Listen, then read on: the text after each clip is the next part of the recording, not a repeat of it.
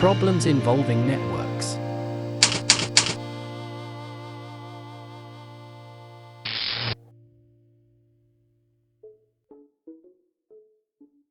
Let's look at a sample exam question. Easy Tuition Center provides free shuttle service using a van. The diagram shows the position of the tuition center and the houses of students who are using the shuttle service to go home on a certain day.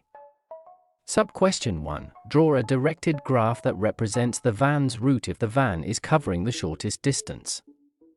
Sub-question 2. Hence, calculate the distance covered. This is a 3-mark question. To cover the shortest distance, the longer roads are usually avoided and the roads taken are not repeated.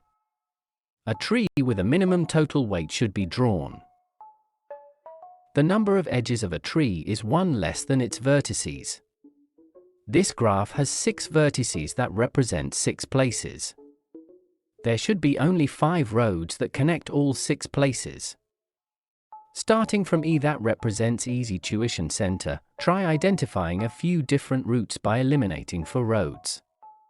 Sketch the possible answers on a blank paper. Remove any for roads, including the longest road measuring 8 kilometers. We send Jeff first, then the rest of the students. We also can set Fari's house as the first stop. Make sure we send everyone home with no roads repeated. Then, find out the total distance covered for each tree. Now we know which route is the shortest. Draw the tree with all 6 vertices labeled and connected with 5 chosen edges in the answer space. 1 mark is given. A directed graph has arrows that show directions. You will lose 1 mark for not putting the arrows on your tree. Mark the arrows and you will get 2 marks for sub-question 1. In other case, the question may ask for a weighted graph to be drawn.